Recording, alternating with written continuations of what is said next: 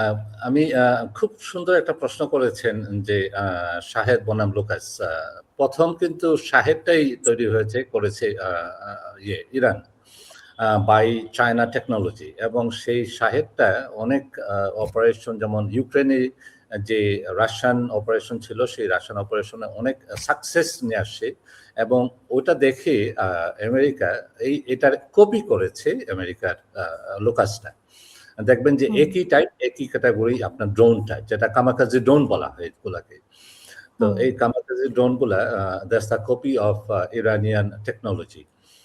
যদি আমি বলবি যে ইরানিয়ান টেকনোলজি, তার কারণ হলো যে চায়না টেকনোলজি ইরানে এটা মডিফাই করে এটাকে প্রোডাক্ট তৈরি করেছে, এবং এইটাই ইরান আমেরিকা লুকাস তৈরি করেছে। They both are almost same function, they are same. Lucas আর শাহেদ, যেটা আপনার কামাকাজি ড্রোন হিসাবে যে ক্যারি করে স্মল অ্যামাউন্ট অফ এক্সপ্লোসিভ, এবং এগুলা দিয়ে ধ্বংস করার মতো, এরকম বিল্ডিং ধ্বংস করার মতো ক্ষমতা রাখে। দেখেন আরেকটা জিনিস যে ফরাদ ভাই বলছিলেন যে ইরানকে বিজয় করা সম্ভব নয়, তার আরেকটা কারণ হলো যে যেহেতু আমি ওই রিজনটা অনেক দিন আমি কাটিয়েছি, ওই রিজনে আমি দেখেছি যে ইরানের যে ভৌগোলিক স্ট্রাকচার, সেই ভৌগোলিক স্ট্রাকচারটা একটা সেফ জোন তৈরি করে রেখেছে তার নিজেকে। এই ইরানকে দখল করার জন্য রোমান এম্পায়ার চেষ্টা করেছে, পারেনি। ব্রিটিশরা চেষ্টা করেছে, পারেনি। আরবরা চেষ্টা করেছে, পারেনি। আপনার মঙ্গোলিয়ারা চেষ্টা করেছে, পারেনি। তার কারণ হলো তার ভৌগোলিক স্ট্রাকচার। ভৌগোলিক স্ট্রাকচার তার আমি বলি তার কিছু জিওগ্রাফির কিছু এরিয়ার কথা।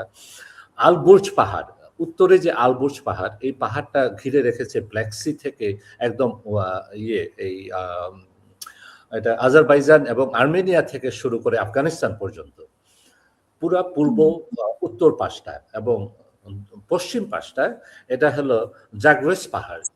জাগ্রেস পাহাড় একদম আর্মেনিয়া থেকে শুরু করে একদম শেষ মেডিটেরিয়ান আপনার ইন্ডিয়ান ওশেন পর্যন্ত এই পাহাড়টা ক্রস করতে পারেনি ইরাক যুদ্ধে। সেই 80-র দশকে, 80 থেকে 88 সাল পর্যন্ত যখন যুদ্ধ ছিল, ইরাক ইরান যুদ্ধ, সেই ইরাক ইরান যুদ্ধ আমেরিকা এবং ইরাক অনেক চেষ্টা করেছে এই পাহাড়গুলা ক্রস করতে, কিন্তু পারেনি।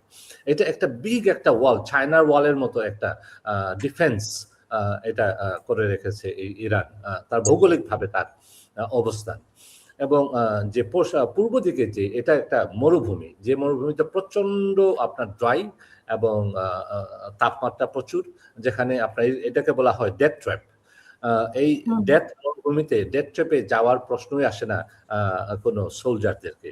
আর তারপরেও আবার আফগানিস্তান দ্য আদার সাইড বর্ডারে, যার ফলে ওই পূর্ব দিকটা অলরেডি সেফ জোন। আপনি দেখতে পাবেন যে যে বম্বিং গুলা হচ্ছে, সেই বম্বিং গুলা ওয়েস্ট কোস্ট ধরে যত বম্বিং, কিন্তু ইস্ট কোস্টের আপনার ইরানের ইস্টে তেমন কোনো বম্বিং নাই, কারণ ওখানে খুব কম গণবসতি এবং শহরগুলা।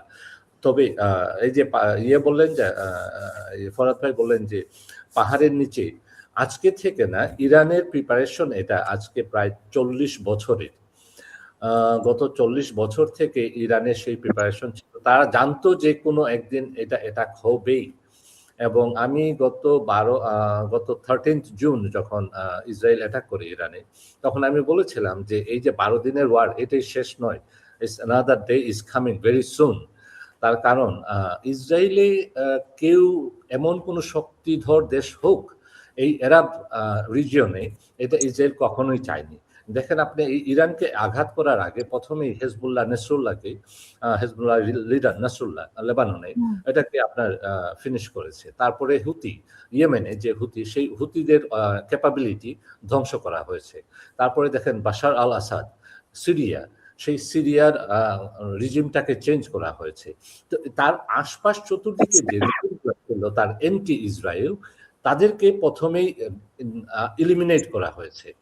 এবং ইলিমিনেট করার পরে যখন এই শক্তিটা একদম কমে আসছে, তখনই ইরানকে অ্যাটাক করেছে। এটা হলো একটা ওয়ার ট্যাকটিক্স। এবং এই ওয়ার ট্যাকটিক্সে আপনার এটা ইরানের, তারা জানতো যে is coming, days are coming, because all are proxy war, যারা প্রক্সি ওয়ার করছিল ইরানের পক্ষে, তাদেরকে অলরেডি ইসরায়েল এলিমিনেট করে ফেলেছে অলরেডি। তো এই অবস্থায় ইরানের প্রিপারেশন ছিল যে we have to get ready for another war against the west and Israel. তো আমার মনে হয় যে যদি এই ইয়েটা এই আরবরা যদি আপনার অ্যানাদার ওয়ারে যদি যুক্ত না হয়, চেষ্টা করবে পশ্চিমা দেশ এবং ইসরায়েল যে এটা একটা রিজিওনাল ওয়ার তৈরি করতে, এটা আরবদের ঘাড়ে চাপিয়ে দিতে। এর জন্য বিভিন্নভাবে ইনসাইড জবও হতে পারে কিছু কিছু কাজ। আমি ইনসাইড জব বলতে চাচ্ছি যে নিজেদেরকে অ্যাটাক করে আপনার বলতে পারে যে we have to join in a war now. তো এই অ্যানাদার ট্যাকটিক্স আপনার হতে পারে ওয়েস্ট থেকে, যে let them fight and we will supply the weapons. তো আপনার কতটুকু এই পথে আগাবে এটা আমরা সামনের ভবিষ্যতে আমরা দেখতে পাবো। একজন দর্শক লিখেছে যে সিআইএ সদর দপ্তরে নাকি হামলা করেছে, সন্ধ্যার দিকে উড়িয়ে দিয়েছে। আমি জানি না, আমি এই খবর এখনো দেখি নাই, আপনাদের চোখে পড়েছে কিনা।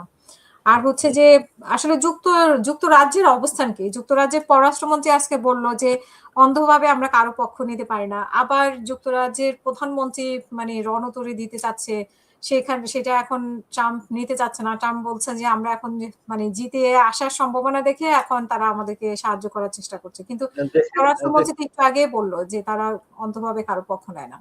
এখানে হ্যাঁ, ব্রিটিশ ইউকে প্রধানমন্ত্রী উনি অলরেডি ইয়ে করেছেন যে উনি এখনো সেই ডিসিশনে যাননি, কিন্তু আমেরিকার প্রেসিডেন্ট আসলে বেশি কথা বলছে, মানে এই কথাটাই আমি বলতে যাচ্ছি যে ট্রাম্পের কথা সকালবেলা উনি কি বলেন এবং বিকালবেলা কি বলেন, আমার মনে হয় উনিও নিজে রিকল করতে পারছেন না। যে এবং চাইল্ডিশ সেই লিডারশিপ আমার মনে হয় এ ধরনের স্টেটমেন্ট একটা সুপার পাওয়ারের একটা সম্মানের জায়গায়, চেয়ারটা তো সম্মানী, তাই না? ব্যক্তি কতদিন থাকে, কিন্তু চেয়ারটা তো একটা সম্মানের জায়গা। এটাকে কলুষিত করা কারোর জন্যই শুভ নয়।